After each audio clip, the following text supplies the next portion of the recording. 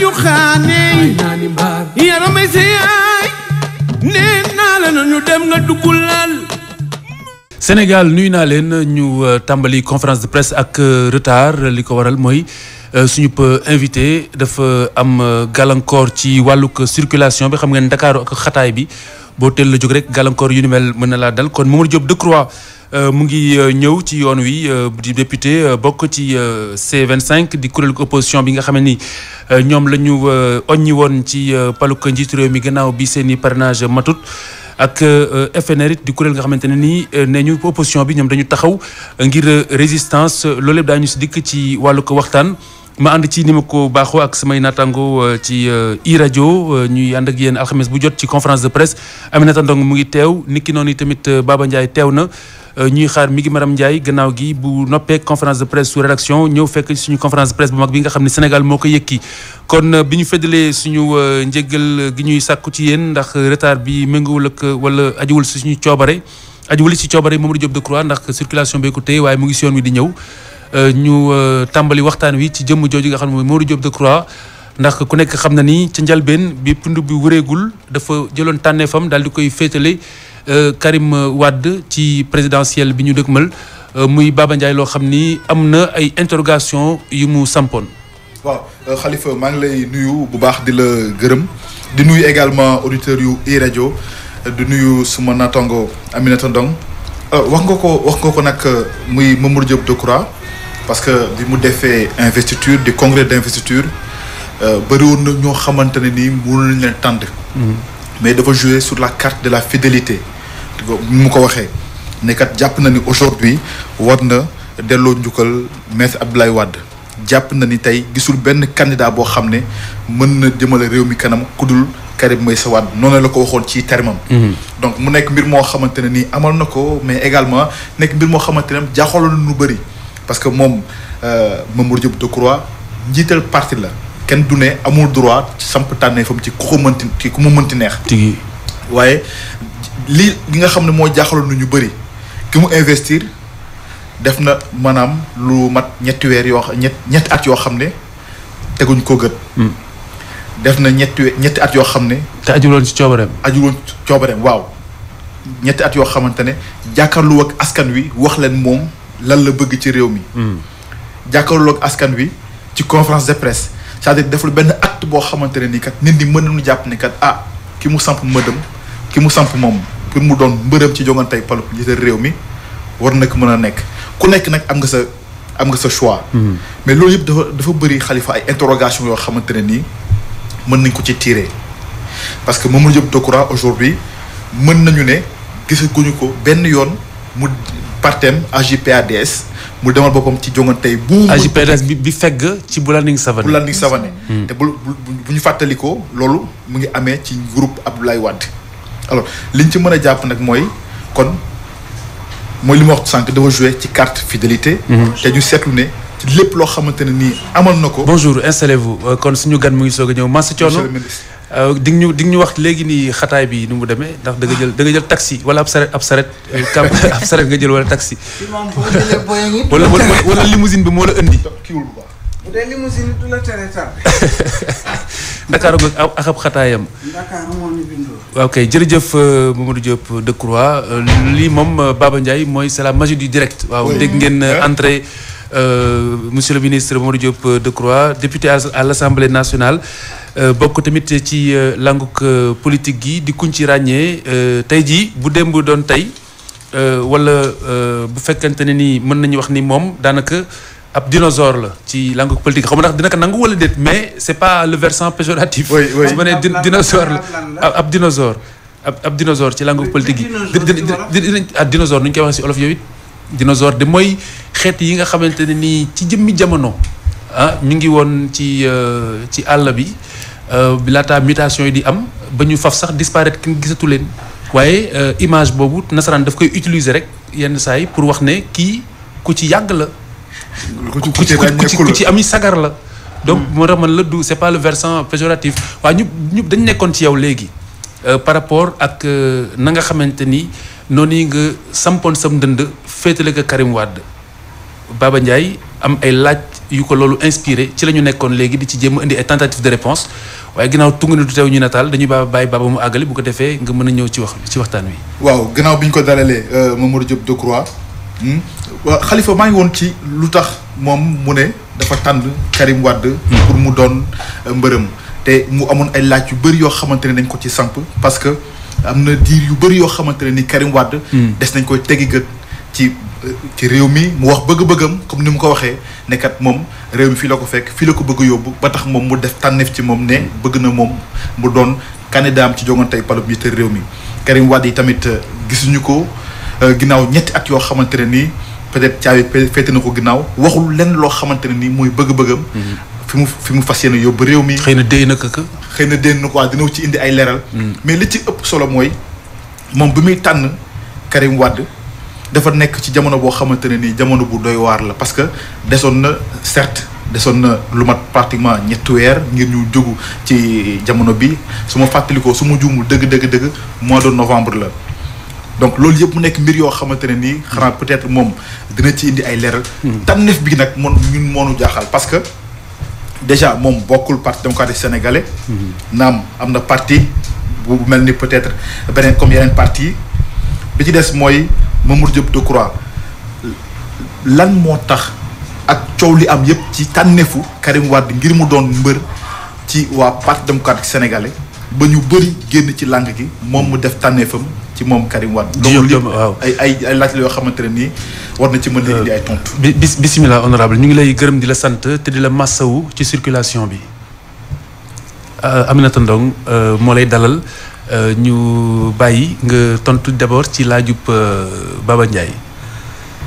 waaw kay jërëjëf Khalifa maa ngi lay nuyu bu baax di la gërëm. merci ci dalal bi ngeen ma dalal ci seen ëttu bile. di nuyu aussi Aminata. ak di nuyu Baba ak seen technicien bi. di nuyu itam ñi nga xam ne ñi ngi nuyu déglu ci réew mi ak bitim réew di. balu àq tey baale àq laaj yi sëñ Baba laajte laaj yu am solo la aju ci candidat yi ak xëy na ñun tànn bi ñu tànn dëgg la def nañu congrès ci 8 décembre donc ko def place du souvenir congrès bu xumb nag ñii ngi naan 3 junni nit dafa ne woon ñii naan xëy na matu ko ñu di ko werante waaye boobaak léegi defe naa li ci mbooloo mu dafa régler problème bu xaw a am solo ndax dañ daan wax Mamadou Diop amul nit. amul base. amul base amul ku mas a kii nangam. bu ngeen xoolee ci internet bi da ngeen gis mbooloo moo xam kenn mënu ko sax natt. mais ça c'est virtuel ça reste virtuel mbooloom internet moom yomb na sax mën na ma kaa am. nga ne mbooloom internet yomb na. non boo demee ci internet. nga tàppee congrès Mamadou Diop congrès. image yi nga bëgg a wax. waaw image waaw kay. da nga koy fekk xam nga loolu moom kenn du ko mën a werante. ndax weddi gis bokku si. voilà weddi gis bokku dëgg la. bi nga xamee def nañ congrès bi parti bi dañu waxtaan ñu ne Mamadou Diop suñu secrétaire général moom la ñu investir comme candidat. parti bi. mais ñu ne Sénégal kenn mënatu fee gagné. yow rek élection. tigi kon war nañu mën a waxtaan seet nuy defee coalition bu mag bu am doole bu mën a gagné Macky Sall bu élection bi tegoo ci yoon encore une fois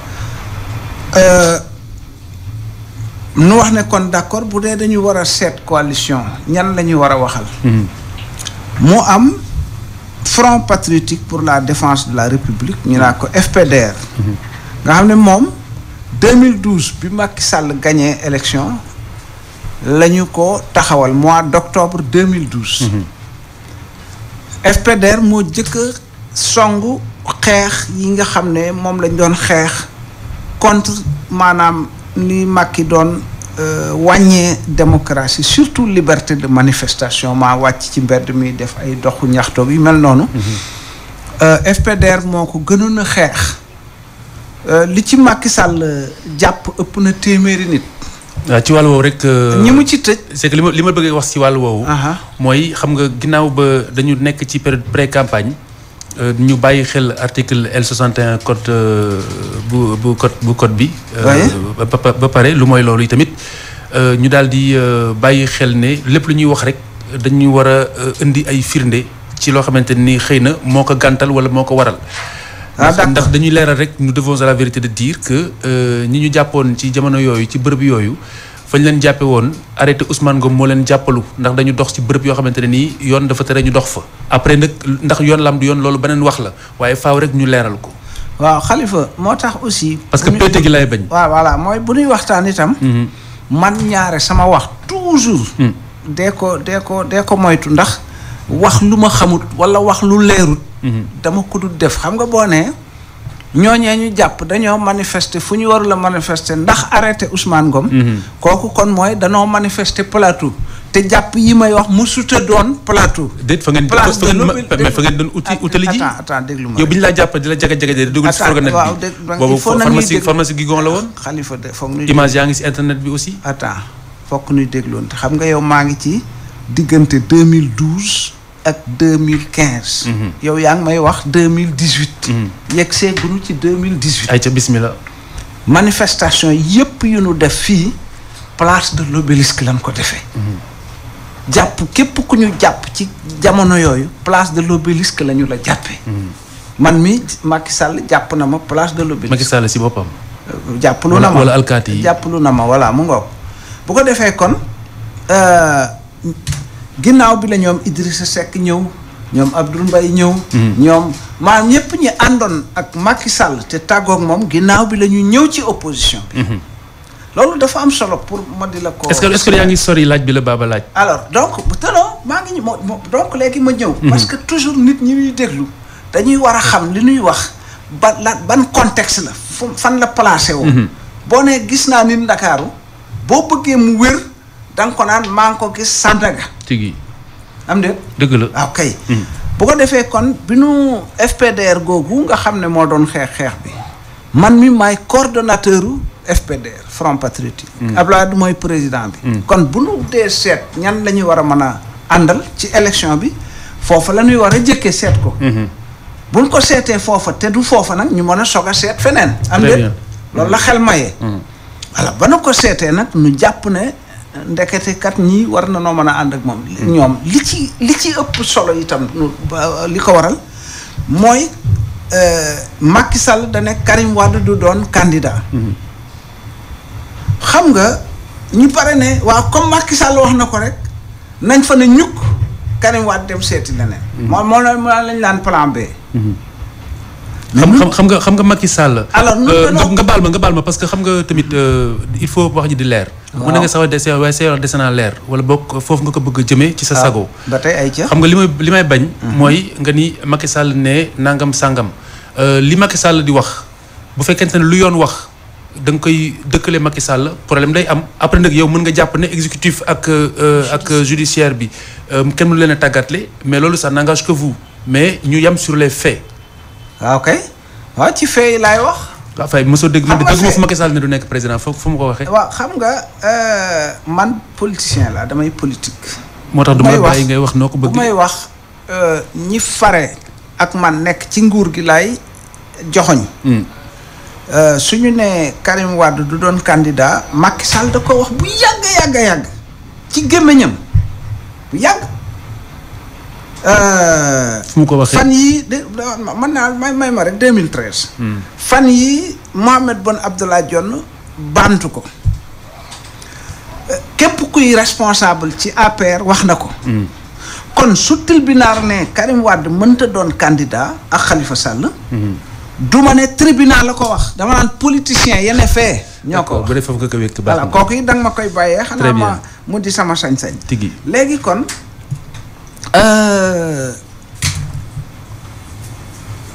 bu fekkoon ne ñun danoo daal di bàyyi FPDR ndax foofu benn candidat fa ne. muy Karim Wade. tigi kon day mel ni danoo daw. moo tax loolu bokk facteur la ci li tax ñu. jàppale Karim Wade deuxièmement. demel ni dañoo daw loolu kan nga koy attribuer mel ni dañoo daw yow. sa jëmm waa agi wala dañoo ragal parce que situation dafa am ci réew mi hein. mais parce que tamit moom candidature bi Karim Wade sur fond de polémique lañ ko sampee. voilà ce qui me fait peur Baba ce qui me fait peur ci li Mamadou Diop Decroix wax mooy bu ñu ko defee day mel ne dañoo daw. ndax li ngeen war a def non ndax li ngeen war a def sax égo parce que waxi égo nga fi wax ndax égo am na place ci ku war a yorum réew ku bëgg a yorum réew. su ma defee lii dañ naan nangam. waaw ko laaj la bu am solo déedéet du égo xam nga. ah déet. xam nga problème mu réew mi la ñuy wax tu as bien raison d'accord naa ak yow foofu ci laaj bi bu baax a baax. maam est-ce que réew mi la ñuy wax wala est-ce que jëmm yi la ñuy wax. man maa ngi ci réew mi xam nga réew mi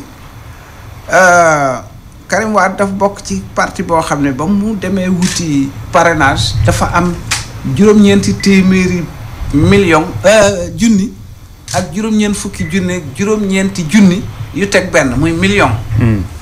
ñu ko signeel ne bëgg nañu mu doon candidat xam nga kooku c'est pas n'importe qui.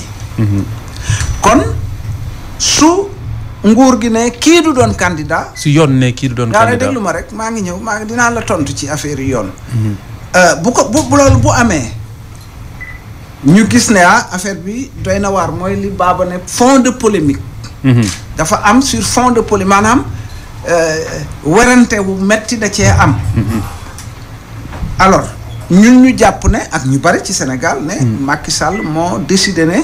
Karim Wade du doon candidat xam nga wax nañu fan yi ne Macky dafa dem ca Sarkozy ne ko jàppale ma ci Karim Wade ba bu mu doon candidat presse bi wax na ko te ñoom weddi wuñu ko dégg nga kon bu nu fanee ñukk Karim Wade di seeti leneen day mel ni d'abord nun amuñu fitu jàkkaarloo ak ñi jël boobu décision pour wan leen ne leen loolu du démocratie te ànduñu ci kooku facteur la ci beneen facteur bi mooy ñun duñu ànd ak koo xam ne d'accordul ak suñu plateforme.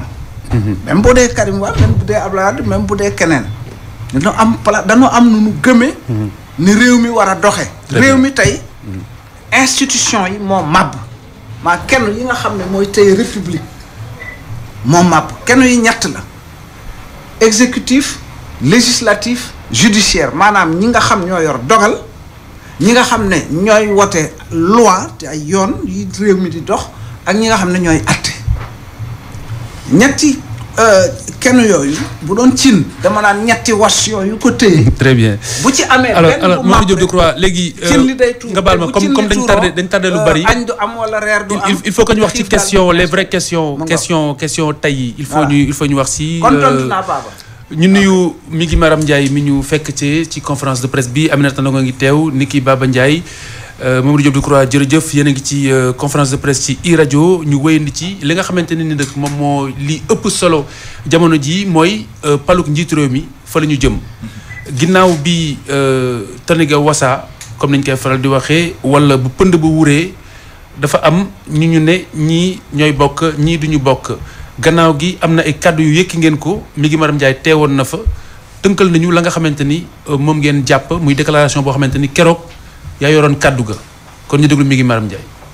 waxi mag dem na ndañ taali wuré wa dem na këng foofu lañ toll. mu mel ni ki rek boobu la làmb dina am ndaxte matul fan ginnaaw ba nga xamee ni conseil constitutionnel génn ab listam tey jii ñu féete si kujje gi jël lépp tëxañ ci mbalit mi. Mamadou Diop Decroix yor seen kàddu di wax ni rek coup d'état bi nga xam ni njiitu réew yu Macky Sall da ko bëgg a amal du am tey du am suba. xam nañu léegi ne Macky Sall li ko yëkkati nekkul def élection boo xam ne na ko Abdou Diouf defee woon ba Abdoulaye Wade toog fasu ko yéene doxale noonu li mu fas yéene te mi ngi ci. mooy ràbb pexe yoo xam ne dañ koy tuddee élection mais du élection ay pexe la pour mën a toogaat par force. ngir rek mun a indi tontu si li nu mel ñoom ñi ngi woo askan wi yépp rawatina ñii di ndaw ñi. du ñaar fukki candidat yi ak juróom rek a koy réglé déedéet Sénégal ñooy jóg taxaw lijjanti ko rawatina ndawi Sénégal ñu ngi leen di woo ñoom ñépp kenn ku nekk na nga war a taxawee nga taxawee ko wolof dafa ne dompat sax ci sot la bokk. yamuñu foofu ñoom nee nañ kii du Macky Sall du amal lii di campagne am. dañuy demander peuple sénégalais bi ñëpp kenn ku ne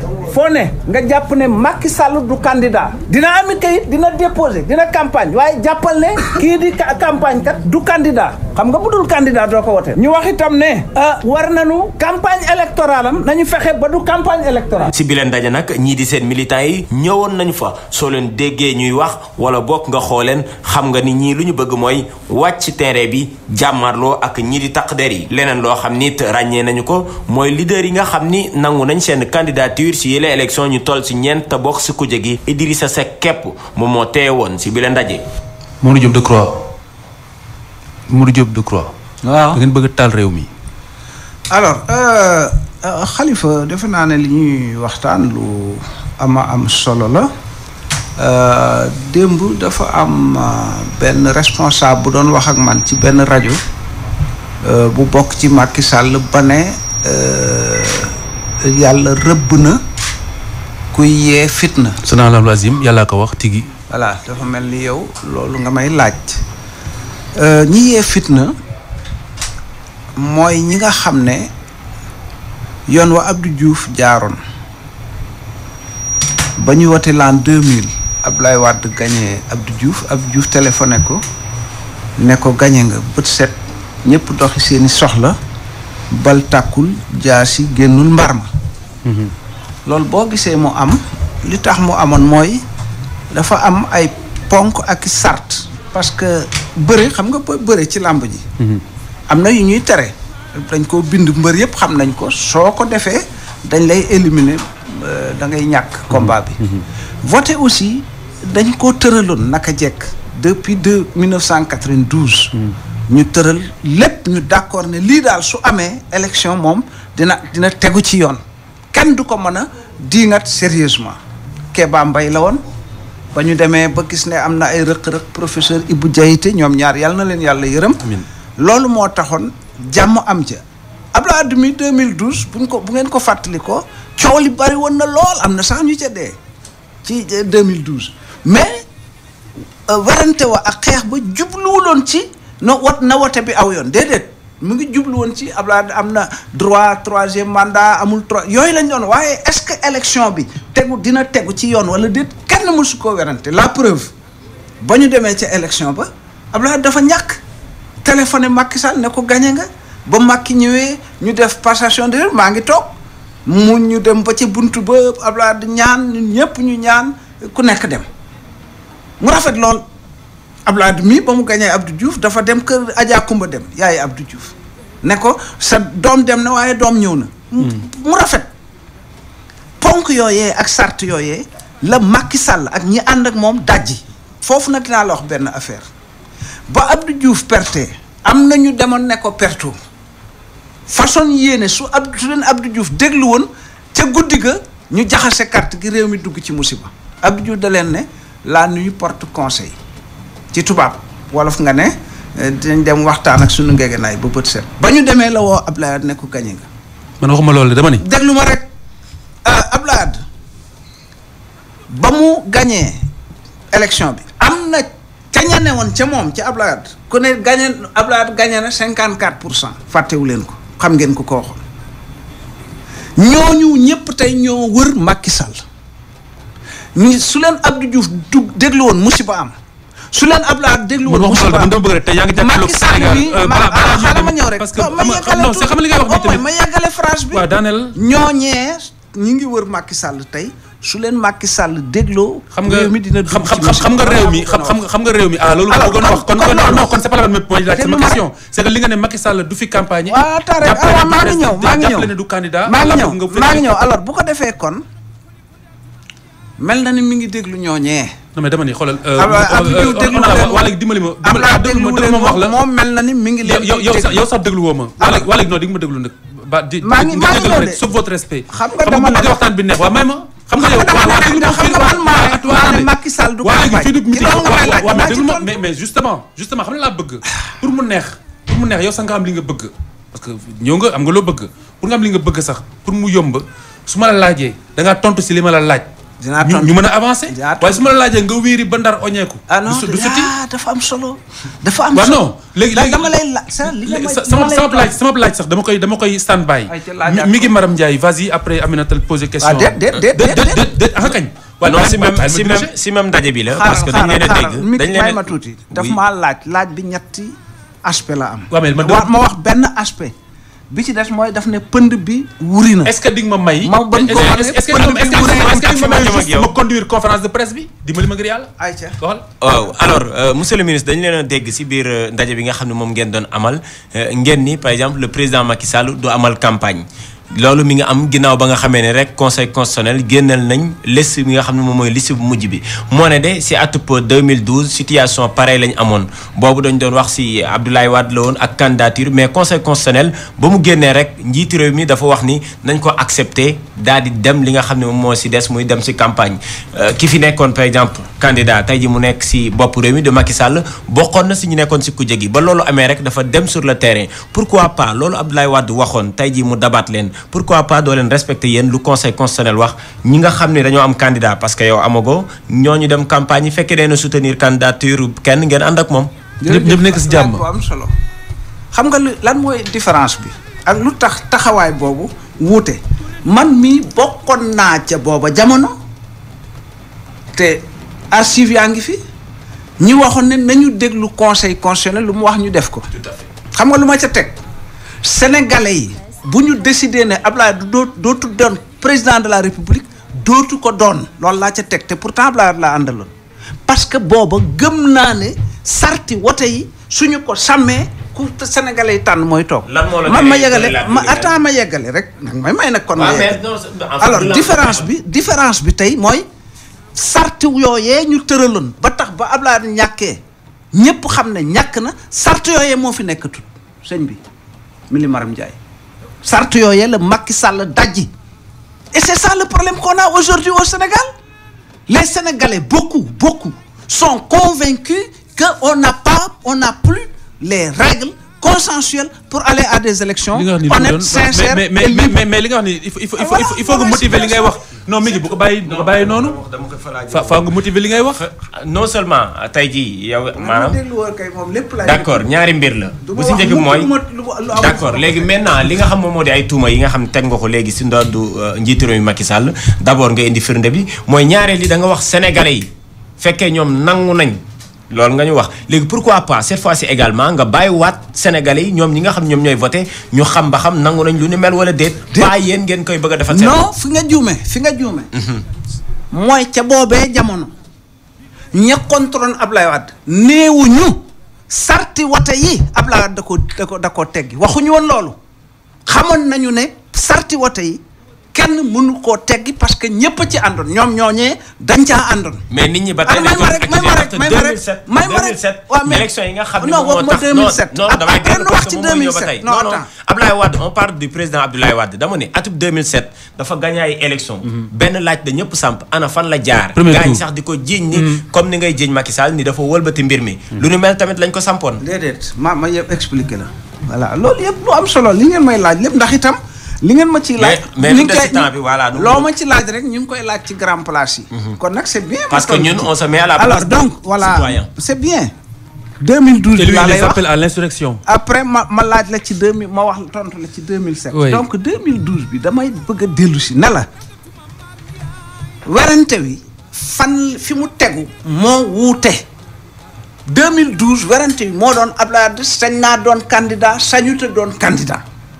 waaye muy waa kër Abdoulaye Wade muy opposition ba woon te tey yor nguur gi mësuñoo laam-laamee ne wote tegu na ci sart yoo xam ne ñëpp ànd nañu. parrainage moo fi bees même attends non Khalifa nag may ma.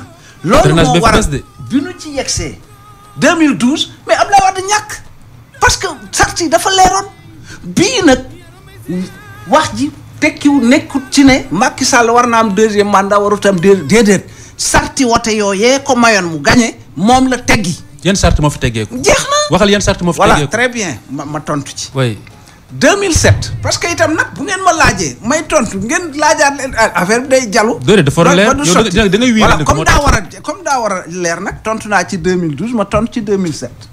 2007 ñoom dañu ne Abdoulaye dafa sàcc élection bi mujj gi lu ñu wax waaw kon ay jinne wote Talla Sylla ne man de xam naa ne bulletin yi ma am ci urne yi daal kenn sempiwu ko di ko sànni la ma am lañ ma jox effectivement ginnaaw bi ñoom ci seen bopp xam nañu ne élection bi amul benn problème parce que fichier ba ñu doon wax ci la ñu wote après ñoom ñu gagné 2012 donc fichier boobu ñun ñii ba léegi fii ñetti at mësunoo teg ba fi may waxee teguñu bët fichier. mais loolu du jalgati yoon de loolu du jalgati yoon. yoon moo ko maye. non c'est l'article L11 c'est ça.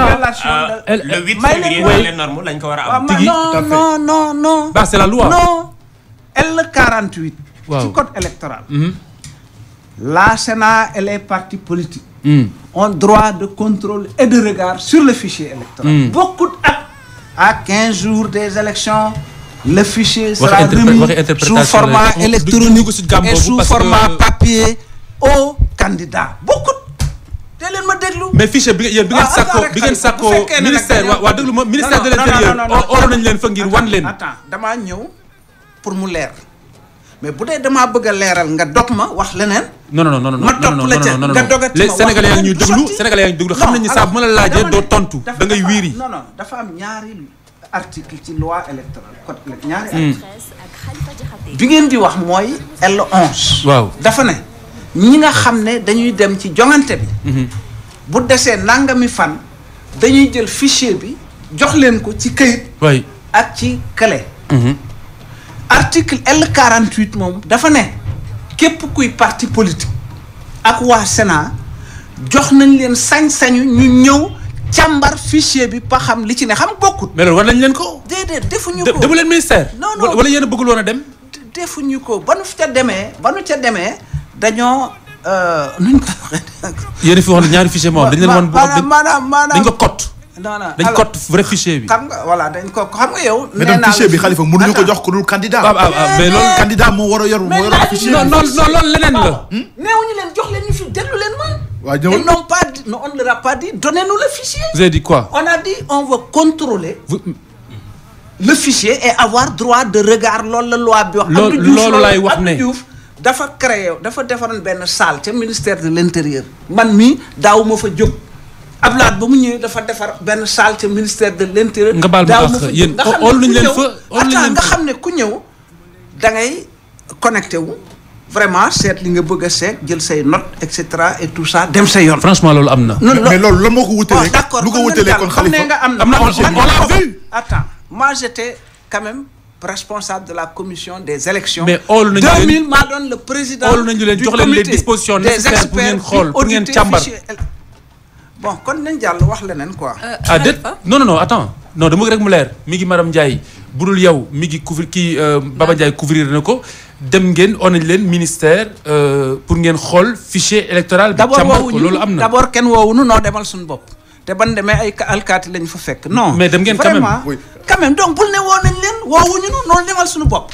te ba ñu demalee suñu bopp joxuñu nu lanu bëggoon a xam. bu ñu ñëwoon fekk ay ñu teg comme sous Abdou Diouf comme sous Abdoulaye Wade teg nu mu tuddati ordinateur yi nañu gars yi kat effectivement L48 lii la wax ordinateur yaa ngoog telle heure dinañu. bon pour établir les faits ñoom bi ñu demee dañu ne wan nañ ñu dara mais li ñu wan dafa am lu ñu ci code. Khalifa je crois que man maa ko couvrir. alors bon donc ça va quoi ñoom dañoo buddee rencontre. voilà déjà àggalewuñu rencontre bi. àggalewuñu ko parce que dañ ko code waaw dañ ko buddee.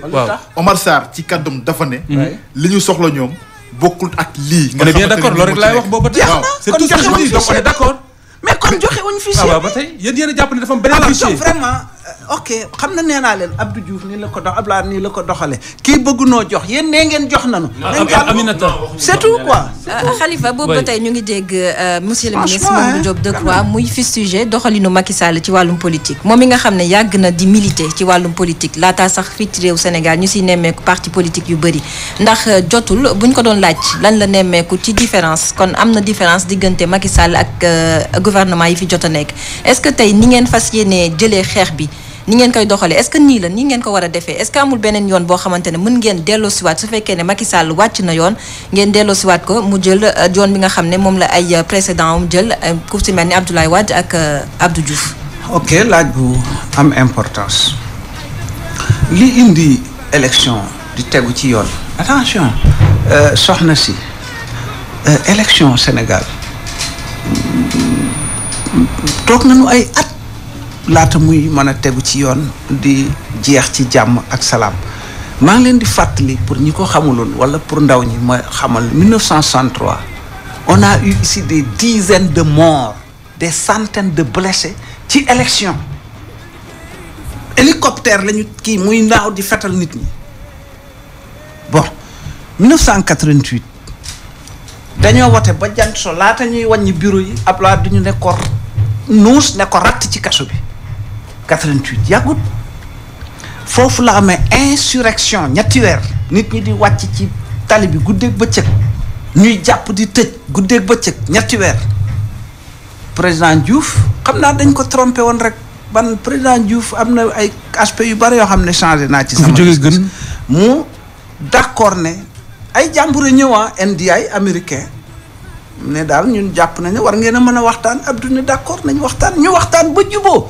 am code électoral consensuel 1992 mu ne bañ ko liggéeyee ba pare dem jox ko mu ne je n'y changerai pas une virgule du ma ci soppi lu toll ni tarfatal ay ni dama koy yóbbu assemblée nationale ñu wote ko su ko député yi bëggee wote bañ ko yóbboo député yi wote ko mu nekk code électoral booba ba tey mësunoo wote ba bët set te kenn dexiwul soxlaam parce que jàmm ak salaam rek moo ci génn kon bu nu toogee tey ba toll fii affaire la surtout que depuis ñetti at depuis référendum fu ne noo ngi wax guddi ak bëccëg ah yéen a ngi changé lii de waru leen koo changé ñu changé ko ñu dem ci sëriñ si wax dem ci mbedd yi wax dem ci rajo yi wax dem ci télévision wax mujj gi ñoom jàpp nañu ne lu leen neex def. mais est-ce que loolu moo nu at loolu rek moo nu indi fii bu fekkonte ne ca booba jamono lii nuy def tey di jàmmarloog moom ci mbedd mi dañ koo defoon ca boobee jamono dinañ leen da ngeen a yàkkamti man da ngeen a war ne tekk ne tey te wax waaye ñuy dem di dem ba yegg si fii barki démb Macky Sall nee na dañuy coow rek waaye ay buqat lañu dañoo ragal moo ko waxal boppam ci làmmeñam ma di ko dégg kon lu fi sës dañuy tëdd mu jaar suñu kaw wala dañuy jàmmarloo ak moom lu nu ci góobee gar. est-ce qu'il n'a pas raison parce que seen xeex ñaari mbir la. benn bi mooy ngeen dajaloo place de l'Obélisque def fa sitting ba ngoon keneen ku nekk ñibbi ba sa des mooy ngeen dajaloo bokk gis-gis def réunion des fois ngeen xëccoo place. waaw góore waay déet waaw góore waay kon xam nga ne noonu kon xam nga ne yàqu nu danoo ragal. mais bi voilà kon xam nga ne danoo ragal alors léegi bu nu ragalee ngeen ne ay buqat lañu dañoo ragal bu nu taxee jàmmarloo ngeen ne da ngeen a bëgg a taal. non alors kon passons je crois que li ëpp solo mooy.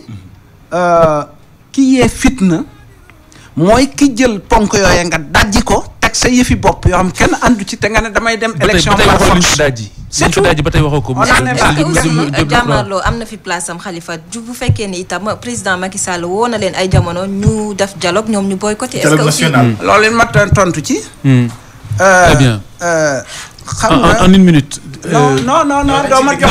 non c'est une nouvelle non heure journal la. waaw bu émission bi jeexee ñu xam ne. non heure journal la rek une minute c'est un bulletin mën nga jël une minute après ñu dem.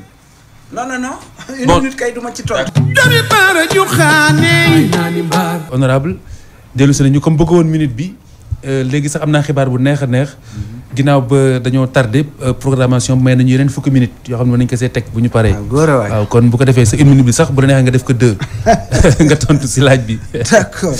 waaw kay ñu fàttali ko wala. waaw fàttali ko. Aminata. ba xam ndax mbir mi mën nañ cee indi saafara ndax ñoom dañoo lànkoon dialogue bi nga xam ne Macky Sall woo na leen ko dañ koo boycotté woon. waaw Abdou Diouf. 1991 ba 2000 fukki at ñu ngi wax ak moom di dialogue Abdoulaye fukki at ak ñaar mi ngi dialogue ak opposition kon bu ñu ñëwee ci Macky Sall dialogue bi kale nañ seetlu ko kale am na yu bari yu ma mën a wax 1996 bi ñu demee élection locale affaire yi yéeme lool demee lu kenn xamut ministre de l'intérieur ci booba jamono Abdourahmane Sow moo ne mais qui est en train de saboter mes élections. Ministre de l'Intérieur. Mayam foofu. Abdou Diouf dafa ñëw ne ci télévision ay la yéwén élection bi am na ay problème moom ñu fexe daal ba lijjanti ko 2017 toujours moo tax toujours di likkale démb ak tey dafa am solo 2017 oui. élection bi demee ni mu demee du ma ci dellu si ñëpp xam nañ ko man dama gëmoon naa ne Macky Sall dina wax ci élection bi ne vraiment quand même y a des problèmes maa ngi demander quand même parti politique yi ak ministère de l'Intérieur ñu toog seet vraiment nuñ koy lijjantee parce que y a des problèmes kooku su ko waxoon ñun su amee ku ne du ñu dem man naa xeex sax ak kooka parce que damay jàpp ne kii xam na kon jël na conscience ci problème bi mais lu mu def je félicite le ministre de l'Intérieur je félicite mes cadres maintenant pour le reste allez parler avec le ministre de l'Intérieur c'est-à-dire yàpp nit mënta weesu foofu on a compris que il est content de ce qui s'est passé et que la prochaine fois on aura la même chose. est-ce que mënuñu ko prêter est-ce que mënuñu ko may lenn rek. mais Khalifa may ma rek yow itam vraiment. parce que xam nga waa dégg c'est que nag monsieur le ministre xam la moo am ba des.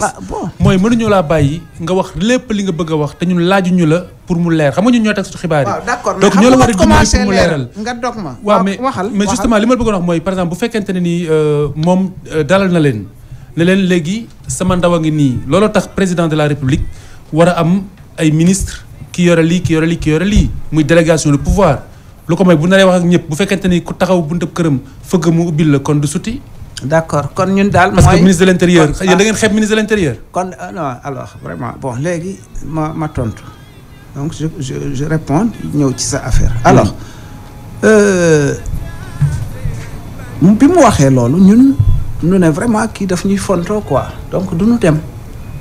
am ñu wax def li ngeen wax yéen ñii li ngeen wax am na ñu ko def ci opposition daal ne non ku la woo dina la wax mbaa mu jox la kon dañuy dem ña demoon nu mu mujjee gedd xam nga lu tax ñu gedd parce que ñoom seen wax dafa bari ñi ñëwoon ci waa kër Macky Sall dañoo wax ña fa toogoon ay dëmboo cala ma tudd ko dañu ko ne nun daal parrainage bi doo nga nu fi indi leneen indi wuñu fi ba ñu tuddee parrainage ba opposition ba fa newoon bañ ne nun ànduñu ci ba mujj ñu gedd dem ba ñu geddee ñoom ñu jël seen parrainage yóbbu assemblée ne opposition bi d'accord na ci. su ma la déggee monsieur le ministre. non xam nga si wàllu dialogue bi su ma la déggee wàllu dialogue bi. waaw non waxtaan du demee noonu rek léegi su ma la déggee. su ma la déggee mbiru dialogue waa tontu li yow tamit su ma la déggee mbiru dialogue buñ ko waxee yéen. doo leen dialogue ak kenn ku dul njiitu réew mi. non boo ma dégloo rek di nga xam. du noonu doon nan dialogue nanu ak Madieng Khary Dieng. waaw dialogue nanu ak Madieng Khary Dieng. dialogue nanu ak Djibo Ka cay jamono. dialogue nanu ak Abdourahmane Sow. dialogue nanu ak général Cissé. kon kay Aly Ngouille Ndiaye kon voilà. kon xam nga du ci Aly Ngouille Ndiaye. weñ gi ma nga bañee ca Mandiakhane ga. Macky Sall expliqué ñu. donc. bi nu waxee loolu gars yi dem ñeneen ne waaw dem leen ñu dem dialogue ñu gis ne en réalité ndëgg sërëx la woon moo indi parrainage bi tey ba mu demee ba mai 2016 mu ne damay dialogue woote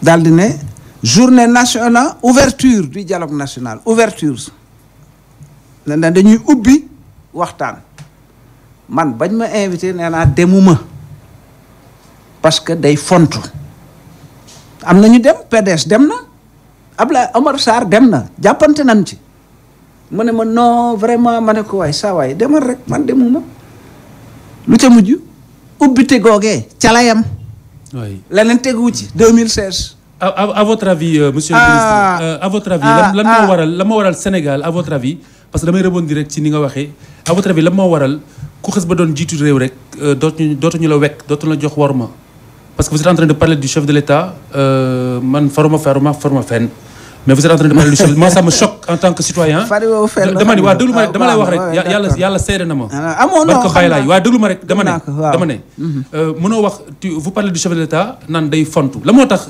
fii Sénégal mënuñu wekk jox orma njiitu réew askan wee ko fal pourquoi. daal bu ko askan wi falee daal yàlla la. waxuma loolu de. man Macky Sall nga ni njiitu réew mi day fontu c'est inconcevable. ma ne. ci am réew mu toll ni Sénégal. ma ne Macky Sall. ak ku mu mën a doon Macky Sall c'est notre employé. voilà waaye am na cër bu ñu war a moom Macky Sall n'est pas mon patron. vous ne pouvez pas dire njiitu réew mi day fontu. dañ ko jox nuñ ko CDD la am. waa léegi dëgg contrat à durée déterminée. on est bien d'accord waaye. ok acteur voilà. en tout cas moi je me désolidarise le plateau se désolidarise conférence de presse se désolidarise de ses propos yi nga xamante ni warul ci diggante citoyen ak njiitu réew. bon tu me fais rire ma continuer. je vous fais rire parce que da ngay bañ article 80 dal ci kaw. non wax bañu ma awul may bañ mais en tant que citoyen sénégalais du ma nangu ko nga toog si rajo bi naan njiitu réew day font. ma continuer ci qui qu'il soit laaj bi sur le dialogue donc Macky Sall bëggut dialogue comme bëggut dialogue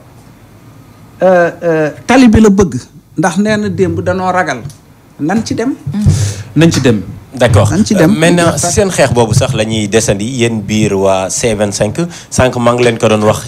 du xeexu C25 de xeexu peuple bi la. du peuple. voilà ma ne loolu tamit question la monsieur le ministre. voilà question pour le peuple. parce que souvent da ngay gis ni pouvoir bi. dañuy jóg ni ñoom ñoo nekk si peuple bi yéen ngeen ñu jóg ni yéen a moom si peuple bi mais peuple bi fenn lañ mën a wane seen bopp mooy suñ demee ba si urne yi donc ñoom loolu lañ bëgg ngeen def ko da ngeen a wootee dara maanaam ngeen ni Macky Sall sax du campagne mais wax jooju dafa am ay mu naan am na suivi parce que société civile bi daanaka ñoom ñëpp ànduñ seeg yéen te sooy xool suba ba tey maanaam ba ngeen commencé xe ba tey loo leen def ànd nañ seeg yéen ba mu des lii nee nañ du yoon yéen ngeen di bañ ni Macky Sall du campagne. Ibrahim Seck dégg nañ ko Babacar Ba dégg nañ ko. ma tontu. oui. xam nga quand je parle du peuple le peuple il s'exprime partout hein. xam nga Wally Ballago Seck bu amee ñu ko bëgg c'est la jeunesse. Wally est adoré. Cheikh Oumar Anne représentant de Macky Sall woo ko kudd démb show ay xeer moo ko fa jëlee. xeeru politique gi. xam nga kon loolu gune yi nekk si ku jegi. tamit ñooma man dama jàpp ne étudiants yi la. non ban étudiants yi kay loolu lañ bëgg. donc en tout cas ñu ci organisation. c'est pas la question. L'erreur que vous commettez c'est de penser que le combat bi nuy maanaam njuumte li ngeen di def mooy jàpp ne xeex bi nuy xeex sunu yëfi bopp la nuy xeex déedéet sénégalais yi xeex bi nuy xeex jàpp nañ ñi ci ëpp jàpp nañu ne nun xeex bi nuy xeex seenub xeex la. ana say statistique mën na wax ne sénégalais yi ëpp xam nga lu tax non monsieur le ministre il faut que ce soit scientifique monsieur le ministre mais xam nga mënoo wax ne mënoo wax des choses gratuites mënoo wax ne sénégalais yi ëpp exemple mais boo demee France gilets jaunes yi est-ce que gilets jaunes yi dañuy xaar ba élection française jot ñu dem daal di wote non gilets jaunes sore na ñoom ñu ngi jàkkaarloo ak Macron di xeex ak moom gilets jaunes sore na nous avons notre propre histoire le 23 juin 2011 kenn mënul wedd ne askan wi ñoo génn si mbedd mi yéen politiciens da ngeen si juuxoon toppa si waaye jiitalu leen ñu woon loolu moom leer na donc ça c'était le peuple le 23 juin on peut dire que le peuple s'est dressé comme un seul homme pour xeex li fi Ablaye Wade naroon di def loolu moom ñëpp d'accord nañ ci c'est unanime l'histoire moo ko seede mais man li ma jaaxal mooy bu ngeen toogee di sàkku ndaw ñi wàcc si mbedd mi dafay jur njàqare xam nga lu tax parce que yéen ci seeni réunion amu leen benn emprise ci ndaw ñi parce que ndaw ñi dañ leen di fekk ngeen di réunion ñu ne leen bu leen réunion génn leen donc il fu leen waaw ba ma wax la rek il fu leen léegi koo iliful boo ni ko génnal ci mbedd mi nga toj nga yàq bés bu commencé toj commencé yàq boo ko ni oñeekul du la déglu ma tontu ci laaj bi merci 23 juin 2011 ba ñu ne suba la Abdoulaye dane Ousmane Ngom waxal ci télévision yi ak rajo yi ne 23 juin 2011 suba ku mu neex na nga ñëw buntu assemblée nationale c'est autorisé loolu la Abdoulaye def. dëgg la. 19 avril 2018 Macky Sall ay gendarme ak i soldats yu soo yor ay fetal la wëralee assemblée nationale Abdoulaye bu defoon noonu 2011 lii ngay wax du fa am ma xamal la ko parce que Abdoulaye respecte la liberté des citoyens Macky Sall il piétine la liberté des citoyens. Ça n'engage que vous. looloo fi ne. Ça n'engage que vous. voilà mu jeex léegi li ci des nga ne nga ne tontoogul si ma laaj de ma laaj tontoogul si laaj bi. wala Khalifa moo laaj. yaa tontoogul man dama ne. voilà jeunes yoo xam ne maîtriser wu leen. voilà ndax seen ngeen leen wàcc la si mbedd bi. donc léegi nee na sànq yow dama la ne jeunes yi contre Macky Sall moo tax ñu saboté show Wally Ballago Seck parce que dañ koo bëgg trop. mooy seen ndaw yi wala waaye ba fa nit wootee ci turu Macky Sall ñu yàq ko. léegi nga ne ma jeunesse politique bi moo ko def. seen ndaw seeni ndaw nga ne moo ko def. moom nee na ma jeunes yi dañ ñoo fekk fa nuy manifester ñu sànni nu ay xeer. déedéet wax ma loolu de. loolu wax fi ngeen a conférence ñu ne leen wax ji ngeen a wax ndax bare yi génn leen si mbedd mi. voilà ñu ne sànni nañ ci sax ay xeer ma tegal la ko ci. seen wax bari na. foofu sànniwuñu leen ci xeer nag. Baba ko fekkee woon. Baba Ndiaye moo ko fekkee woon. conférence de presse bi ngeen def siège Pape Diop. sànniwuñu leen fa xeer. parce que on était témoin des faits. waaw nu mu demee. parce que yéen a ngi nekk di def conférence de presse bi ndaw yi ne leen vraiment nekk yi ngeen nekk ci néeg yi doy na génn leen ngeen wàcc ci mbedd bi. xeex. loolu fa mais kenn sànniwu leen fa xeer. alors donc. ñëwal si micro bi s'il vous plaît. maa nga woon ca kaw. di lijjanti ay yëf Idriss Seck fekk ma fa. di réunion bi jeexee ma ne ko lu xew mu ne ma ñun kat dañ ne mën a gunoo génn. ndax gaa yaa ngi sànni ay xeer ci biti. si biti ñoom ak tax der yi rek bi ma wàccee. ma laajte ca suba sa ñu ne ma booy yi dañ ñoo sànni xeer ne ñu génn leen ci mbedd mi donc man fekkee ma ko. maa ngi woon ci kaw. mais au fond c'est pas très différent ak li Khalifa wax. c'est-à-dire jeunesse bi dañu ne. pas la jeunesse lenn seeni ndaw. waaw loolu la dama ne jeunesse su. opposition bi ñoo ne les leaders là il faut que ñu wàcc ci mbedd mi loolu la ñuy wax. bon loolu yëpp contexte bee ko wane contexte bi moo ko indi c'est-à-dire réew mi Khalifa attention man defe naa war nañu commencer wax quand même les problèmes de fond les problèmes lan moo indi lii tey ci réew mi suñu ko waxut dañuy nax nit ñi rek dañ leen di dugal ci ay dédale maa ay yoon yu amut mujj nañu wax li indi mbir mi. mais problème mbir mi mooy yéen a ko war a wax li indi mbir mais yéen da ngeen di woote toujours jàmmaarloo. mais moom koy wax de bon jàmmaarloo la ñu woote. nañu wàcc ñetti at nañu def lii nañu def lii ñetti at nuy woote. tànkam lu kilifa diine la ñu wax ak archiviste yi yëpp woote jàmm. déedéet xam nga démb jàng naa benn aaya alxuraan ci ñaari langue yi wayi gëm suñu jàppante da ngeen leen di atte ñu ne nuñ leen di attee ñu ne da ngeen di seet ka tooñ nga ne ko yaa tooñ ñu ne su bañee mu ne ngeen sotoo ko waaw bu ngeen ko sotoo nag mu ne bu ngeen ko sotoo ba mu nangu ne moo tooñ ngeen jubale te ngeen ànd ci ak maandu loolu la ñu doxal ñetti at fu ne taxaw nañ fa wax kilifa diine yii ngeen di wax nañu ak ñoom dégguñu leen Monseigneur Benjamin Ndiaye wax na ko su ma sañoon de parrainage bi ngeen dellu ci ginnaaw delluwuñu ko. tout à fait.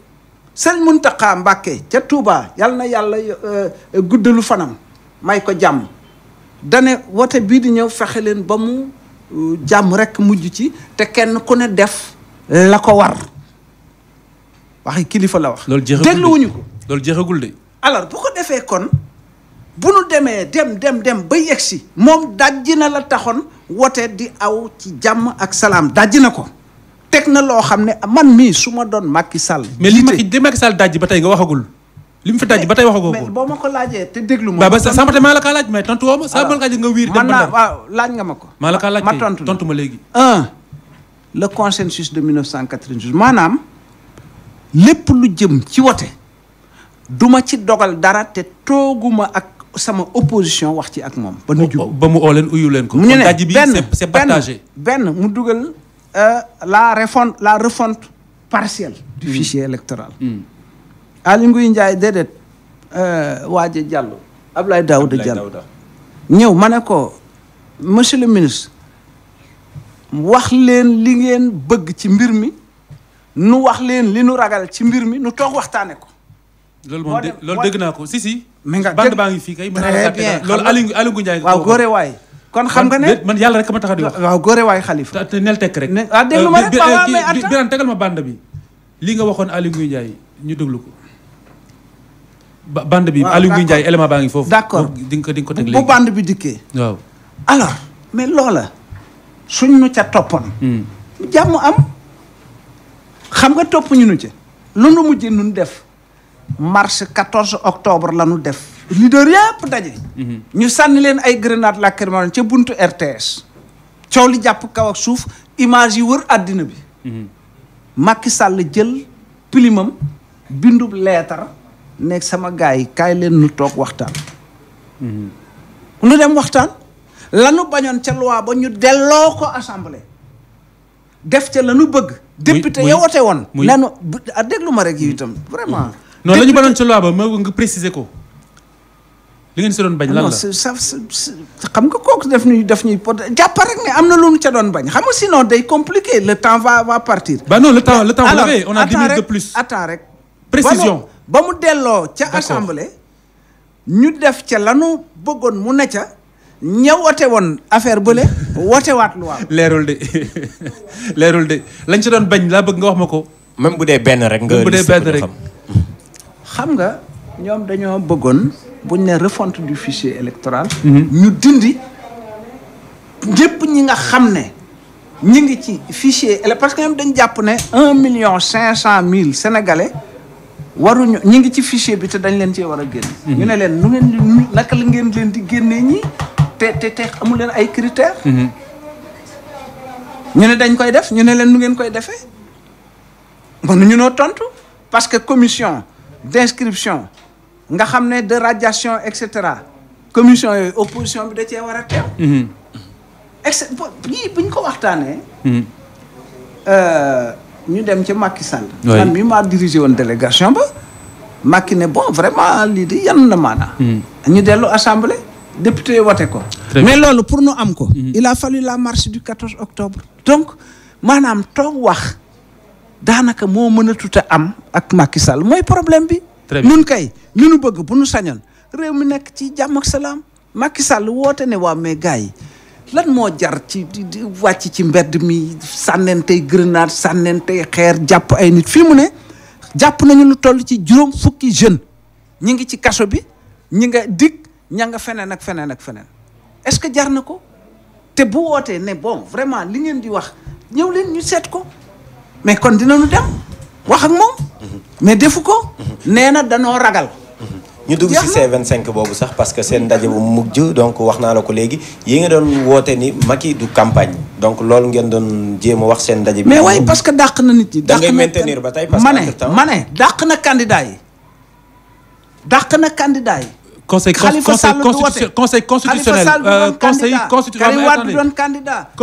constitutionnel moo jël dogal bi waa déglu ma Mansour Sy xam nga waa Sénégal d'accord xam nga waa Sénégal monsieur le ministre d'accord xam nga waa Sénégal ñu ñoo déglu waa Sénégal alors léegi ñooñu def ay millions waa Sénégal ñu dégg ne da nga bëgg a saboter émission bi bëgg a wax li nga bëgg a wax dem ay premier ministre Hadjibou Soumaré ñoom d'accord non mi ngi tax mi ngi may ma rek alors léegi ñooñu ñoom nañ dem te man ma campagne d'accord léegi mi ngi xam nga lu ma naqari parfois damay tiit te xam naa ne njàqare gi yomb na de njàqare gi waa Sénégal yëpp dañ ko bokk ak man njàqare gi waa Sénégal dinañ ko bokk ak man yomb na lool dem ba ñi nga xamante ni Nicolas Sarkozy naa ko neel Karim Wade bu doon candidat ñi nga xamante ni ñoo bëgg a jiite réew mi ñi nga xamante ni Karim ne serait pas ñi nga xamante ni ñoo c'est bëgg a Macky qui a jiite réew décidé mi que Khalifa ne serait pas candidat Salla doo ma tere wax li ma bëgg a wax dama ni monsieur le ministre ñi nga xamante ne nii ñoo bëgg a jiite réew mi buñ xësee ba fëste ci opposition bi du ñu wekk ki ñu fal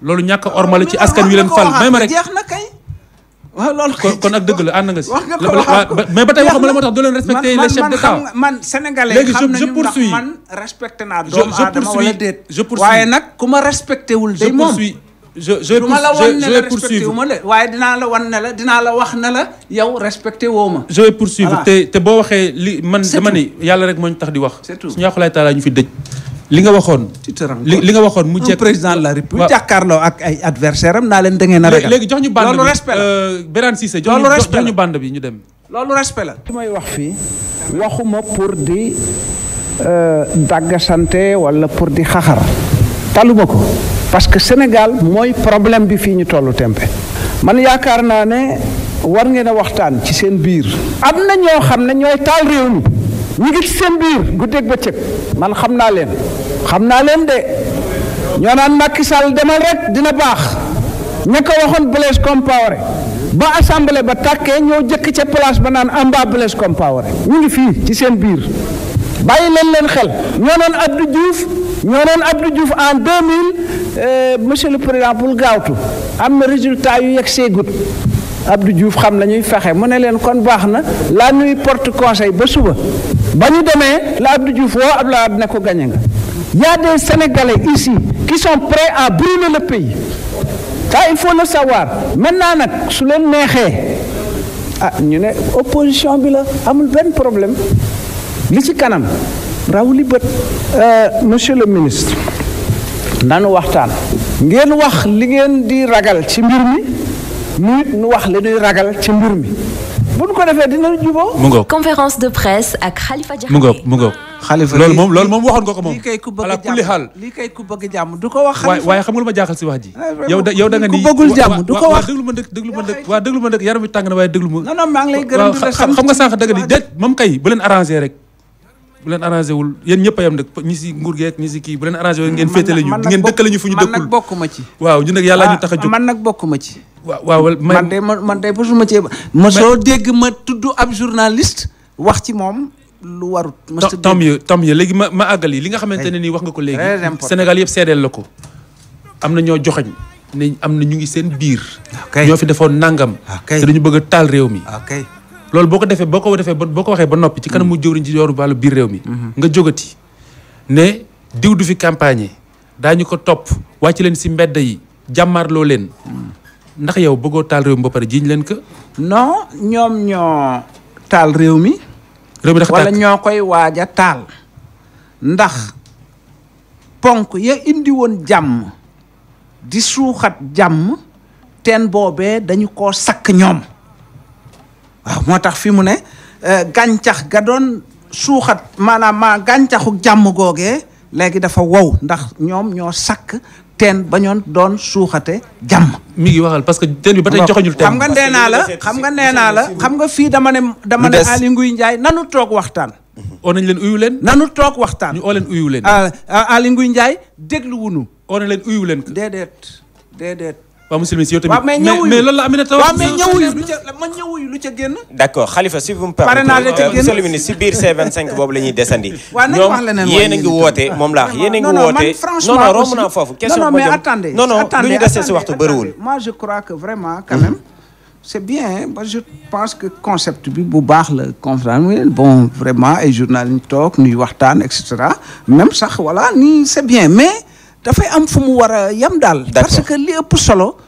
mooy nu tontu ci laaj yi sénégalais yi. di laaj il faut aller vers l'essentiel mu jeex alors monsieur le ministre biir C25 la ñuy desandi ndaxte am na ñeenti candidats yoo xam ne dañ leen a accepté muy Idrissa Seck Ousmane Sonko Madické Niang mais également Issa Sall seen ndaje bu mujj par exemple Idrissa Seck kott moom moo fa nekkoon ñi si des ñi ngi si campagne bi maanaam commencé nañ campagne bi te jotagul mu fekk ne jamono jooju yéen a ngi woote si mbedd bi est-ce que nekkoo leen tamit di naxante seen biir ndaxte nee na ngeen nanguwoo leen dogal bi nga xam ne moom moo jógee si conseil constitutionnel et pourtant le matin ñoom ñëpp yabal nañ seen ndaw ñoom ñeent ñëpp ñu dem fële nga xam moo di daaf ngir rek remplir li nga xam moo di formalité yi donc pare ngeen pour dem élection mais askan wi ngeen bëgg a naxagul. alors léegi Macky Sall moo tëraloon ay pexe defe ne mën na noo tasaare waaye dàq noo wure Macky moo yor réew mi waaye dàq noo wure. tasaare weesu ngeen toog ñi nekk si terrain bi di campagne. ma ne may ma tuuti rek jàppoon nañu ñoom ne bu conseil constitutionnel ne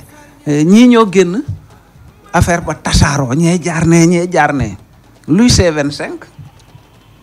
C25 mooy candidat yëpp ànd nañu ñi bokkut ak Macky Sall ñooñu ñu bàyyi ñu dem ca élection ba ñu ngi ci biir. ñi ñu tere ñu dem ca élection ba ñu ngi ci biir foofu la Macky jëkk a mabbe te ànd boobu dinañu ko sàmm ba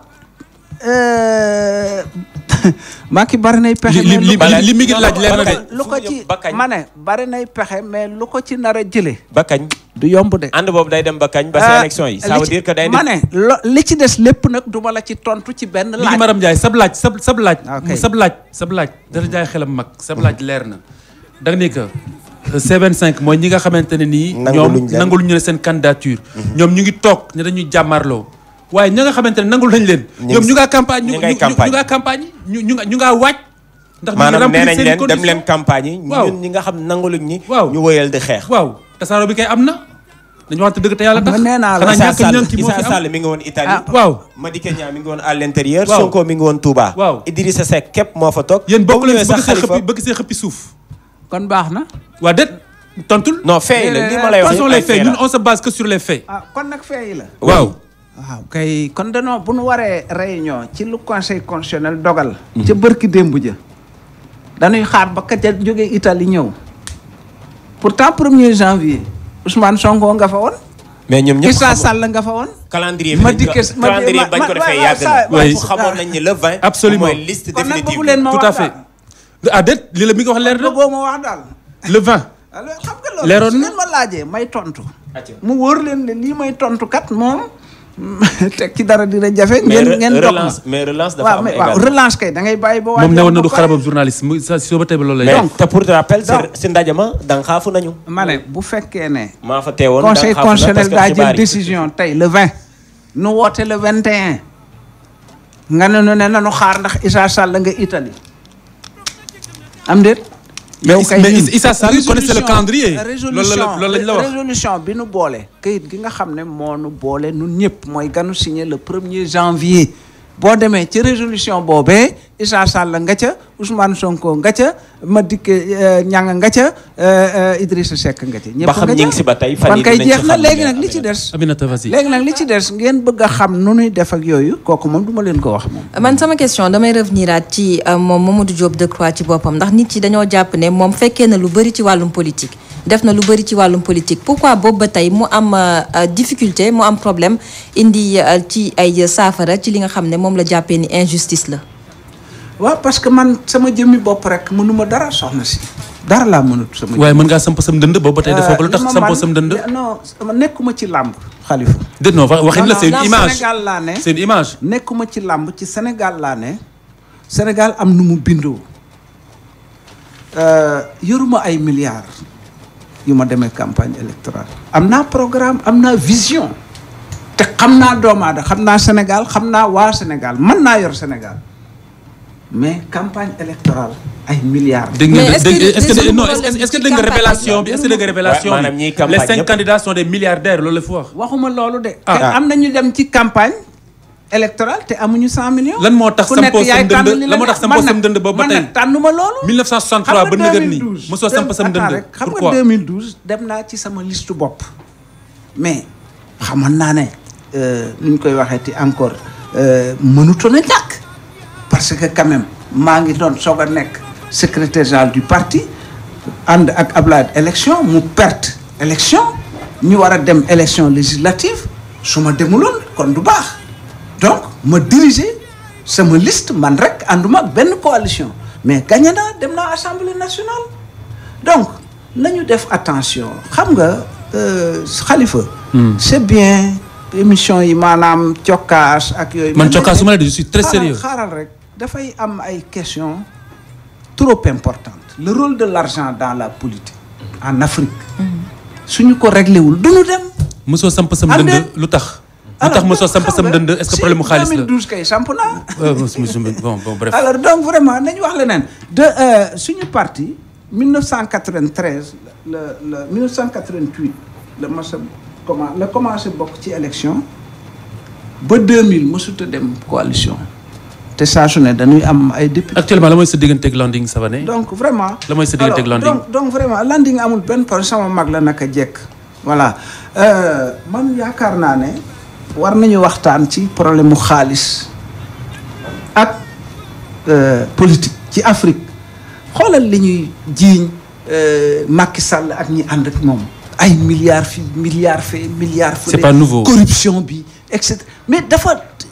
il a le mérite d'avoir créé au moins l'OFNAC ak yeneen pour xeex corruption bi ngay wax nii. waay pour xëllamtoo nit ñi quoi xëllamtoo OFNAC ñu ne xëllamtoo. OFNAC ba mu na fi Ndiaye Ngom Keïta ne nañ seet Aliou Sall. nañ seet Cheikh on va terminer nañ seet diw mu dàq ko. on va terminer parce que ñañu noonu ñoo luubal alali Sénégal fa mu leen bàyyi tegoon mu baleen ka ko wax mu dàq waxtu wi dab nañu ba noppi léegi mi ngi ma laaj sama question après ñu def tour de table sénégalais yi daal nañu tàggoo ak Macky Sall monsieur le ministre là vous enfreignez la loi là voilà parce que si non mais écoutez non nous sommes en période de pré-campagne autant appel au vote amu fi yoon waa déglu ma tamit monsieur le ministre Ila Touba parewul monsieur le ministre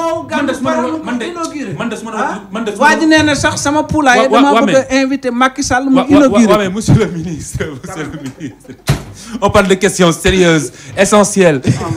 Franchement, Macky n'est pas sérieux. bu dee ni ngeen bëgg a yore réew mi moom du sotti man de su ma la doon du ma la woteel. ah bon amul benn yow maa ngi lay laaj rek nga mer bëgg a kii. amul benn non man du ma mer mukk nag. monsieur le ministre tamit waaw dañu déglu ñuy wax yow tamit. li ma la bëgg a laaj. pour terminer mooy sama dernière question li laay war a suul. nga tontu ma directement ñu avancer. da nga sàkku ñu wàcc ci mbedd mi jàmmaarloo wax nga ko oui ou non est-ce que vous réitérez ce propos cet appel à l'insurrection est-ce que ba nëgër ni yaa ngi koy feddali. alors donc maanaam daal da ngaa defe ne boo ma laajee loolu. question directe parce que ma daal di ragal déedéet ma ndax da ngay appel à l'insurrection. mais attendez. bu ko defee ma daal di ragal ne kii kat li may laaj. nangam. non yow weesu naa foofu. c'est le ministre non weesu naa foofu. bi ngay dugg dama ne yow dinosaure nga donc xam naa ne weesu nga foofu yëpp. weesu naa bàyyil wiiri bi waaw bismillah. vraiment weesu naa foofu. waaw acca. c'est-à-dire que Macky Sall moo décidé. wax ma waxee Macky Sall dugal Sénégal ndax feddali nga sa appel ou pas. soo nee tekk ma tontu la soo may wax ma noppi. léegi nag bu fekkente ne da nga bàyyi sama laaj di dem feneen ma dagg la. dama ne. waaw. Macky Sall ak ñi ànd ak moom ñoo décidé dugal réew mi ci musiba. man dama ne est-ce que monsieur le ministre. wax nanu ne bon vous voulez pas me répondre c'est pas grave. jàkkaarloo ak Macky Sall. pour que lii mu nekk mu jóge ci dellu si toog wax ak opposition bi. jàkkaarloo ñu d'accord ci ay sart jàkkaarloo ak i ponk yoo xam ne dina tax élection yu tegu ci yoon.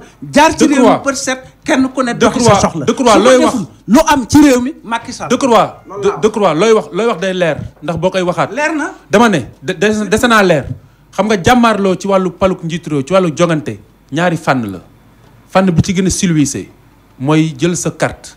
xool ci la neex waaw déglu moom wax la yow tamit. dajji na ko jeex waaw teg maa déglu jëlee sa carte. dajji na ponk yooyu jeex na léegi bon bref comme vous voulez pas m'écouter je passe le témoin à Migui mu laaj laajam après ñu si lancé bi nga nekk est-ce que benn phrase bi nga xam ni yéen nañu ko tàmbaloon wala boog si yéen lañ ko daan tàmm di dégg force restera à la loi est-ce que yaa ngi bàyyi. Macky Sall wax na barki démb. bàyyil Macky Sall te nga tontu si laaj bi dama ko tegaat Macky Sall dama koo tegaat. mu ne maa ngi woo armée bi Abdoulaye Wade dafa bëgg a def coup d'état constitutionnel. Macky Sall def na ko da nga ko war a def. sama question mooy force restera à la loi est-ce que yaa ngi ci bàyyi xel. Macky Sall n'a pas dit force restera à la loi dane dinaa woo armée bi. non bii Abdoulaye Wade day def coup d'état constitutionnel. force restera à la loi est-ce que yaa ngi ci bàyyi xel. mais Abdoulaye Wade a déjà dit Abdoulaye Wade waxoon na fi mi ngi mel yaa ngi koy fa boobee ma nga opposition Macky Sall. Abdoulaye Wade newoon na alkaati bu leen sànni xeer yéen fayu. waxi campagne la waa déglu ma rek. monsieur le ministre force restera à la loi est-ce que yaa ngi ciy bàyyi xel. ma ne la Macky Sall waxoon laay wax. xeex bi ba fan la peuple sénégalais bi dina wàcc. jàkkaarloo ak Macky Sall ba fan ngeen yem. ma fàttali peuple sénégalais bi gënoo leen bëgg seen bakkan menacé woon Ablaye Wade. gënoo leen bëgg seen ma bakkan fàttali ko Macky Sall avait dit Ablaye Wade la CPI est là. yéen ngeen wax ko lan. je lui rappelle que la CPI est là. merci. merci. Aminata. man de je suis frustré parce que ba tey tontu woo ma Aminata waxal. tu passes allez. benn laaj rek laa amoon pour laaj. dañu dégg Bougane Gueye Dany ci membre la C25 xam naa ni lu dëggal la mu ne am na ñoo xamante ne ñu ngi ci opposition bi ñàkku nekkoon ci C25 bi lay wax waaye Macky Sall la ñuy liggéeyal ma bëggoon ngeen ñu ci leeral ci loolu. kooku Bougane Gueye nga koy laaj du ma ci tontu. mais est-ce que wóolu nga sa morom yi nga nekkal biir C25. absolument à 100%. loolu indiwul benn climat de suspicion. non indiwu ko. est-ce que rek noo nga doon réunion te feeñut. est-ce que mun ngeen am benn candidat sa mu te Bougane nga fa woon. est-ce que mun ngeen am benn candidat sa mu jël gi. toppatoo wuñu loolu. kooku bu ne lañ cay réglé. kooku du fii laa koy wax. taal dëkk bi rek moo leen soxal mi on va le remercier. li ma wér daal mooy Macky Sall parce que affaire bi. monsieur le ministre bon man xaw ma da ngay gisaane.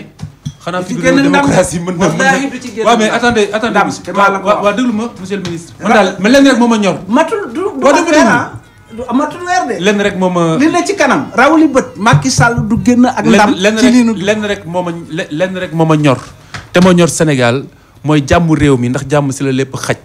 jàmm Macky Sall jëlee na ko fi. astaghfirullah te yaa ngi toog fi di wax li loo neex. moo ko fi jëlee man de maa ngi si jàmm.